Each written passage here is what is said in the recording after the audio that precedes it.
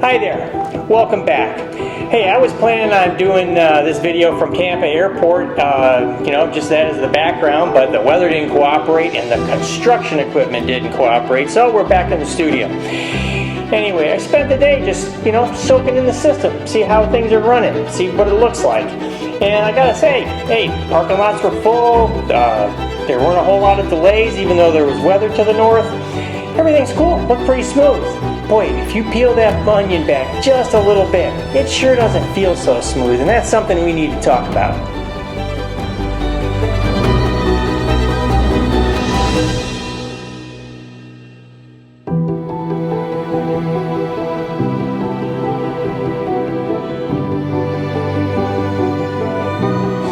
So DOD is at it again. Did they forget about what happened at DCA not that long ago? It drives me crazy that everybody in Washington, especially DOD, has the canned response that everything is fine, we're all safe, and the house is obviously on fire. As if controllers at Washington National are not stressed enough, military controllers at the Pentagon lost track of an Army helicopter that caused the Washington National controllers to have to abort the landing of 2 aircraft and send them around. So the Army held this internal investigation, and their internal review found no deviations from approved flight paths and no risk of intersecting traffic. Really? Now, the helicopter was inbound and landing at the Pentagon, and the Army says that the Washington National controllers, overreacted with an apparent abundance of caution. Well, duh, thank you, controllers. Well, come to find out, the Army controllers lost contact with the helicopter. So everything is fine. We just don't know where the airplanes are. That's all. So come on, this is crazy. And it gets worse. A temporary control tower antenna was set up at the Pentagon, and its job is to track the aircraft inbound and outbound, and it was put in the wrong place. It was in a location that wasn't able to maintain contact with a helicopter. So this is way worse because no one knew enough where to place the antenna, and no one knew enough to test to see if it would actually work, so they didn't do either of those things. It's like the Keystone Cops out there. So I need to go back to a previous video I posted on DOD. Should there be a single civil airspace regulator, one that knows how to maybe put an antenna where it's supposed to go, and maybe we'll test it to make sure that it works, one that it continuously uses an abundance of caution for our public safety? Let me know what you think in the comments below. This is an important one. So let's shift gears to the newly released FAA budget for fiscal year 2026. It does give us a big boost for the things that the Secretary of Transportation and the FAA Administrator announced a couple months ago. Big money to fix telecommunications, voice switches, new radios, and a big down payment for all new radars. Now, these programs have been in the plan for some time, and with this increased authorization to the max that it's allowed, is a huge boost in funding specifically for those important needs. But what about the rest of the budget? Oh my gosh, hugely disappointing. So there are a few ups and downs, there's tweaks, some programs got big lifts, some programs, whacked. That happens every year, so it looks very, very normal. And when you read through the description language that goes with each of the major line items, it's the same old, same old. And the same explanations that have degraded our NAS over decades are still there. And no mention at all about moving to a new world-class ATC system. With the exception of the big boost things, that's the additional part. But all the old language, which is the majority and the biggest part of not only the capital expenditures, but the research, it's all the same. The FAA is intent on expanding long-term programs like ERAM, which in my view is the heart of the system, extremely important, but expanding that footprint to Alaska, Hawaii, and Guam.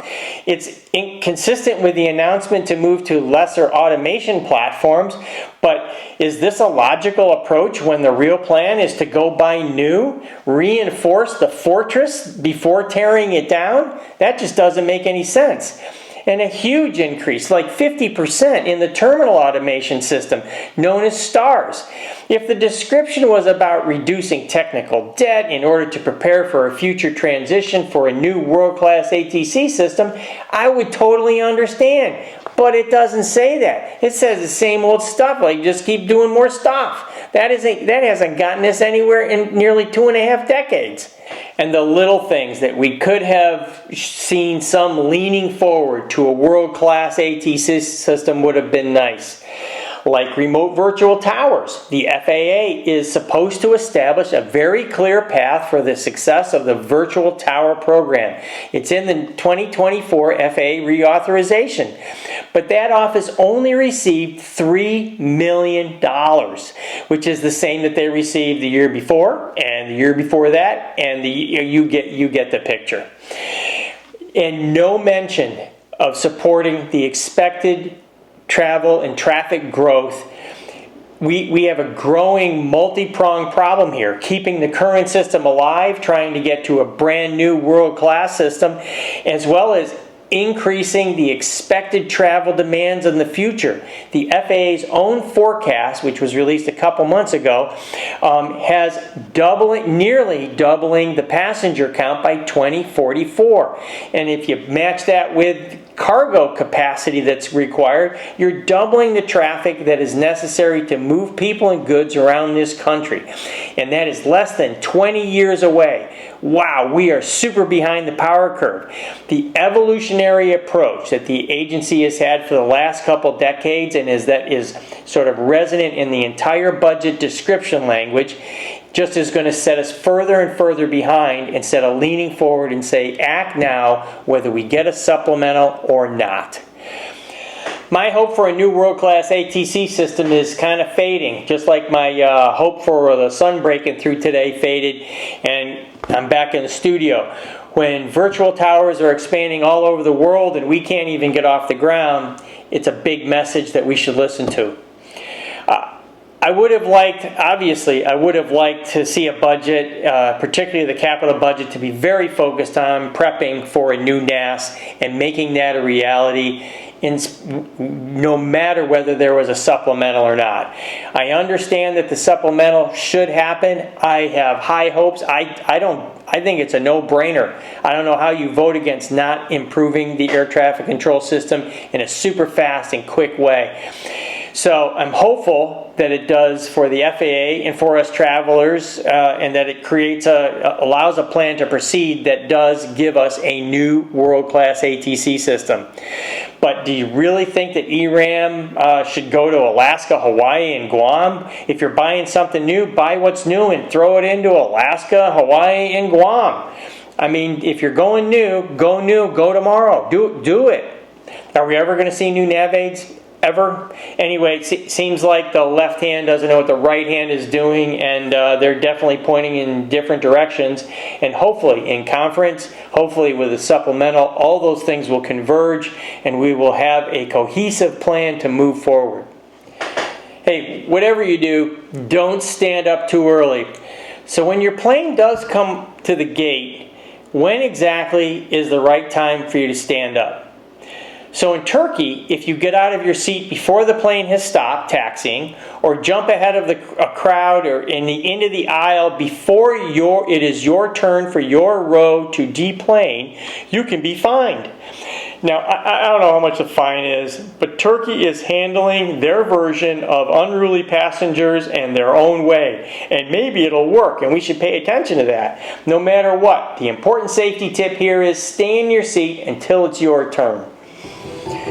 As always, thanks for watching, and smash that like button, hit subscribe and the notification bell, and we will see you next time.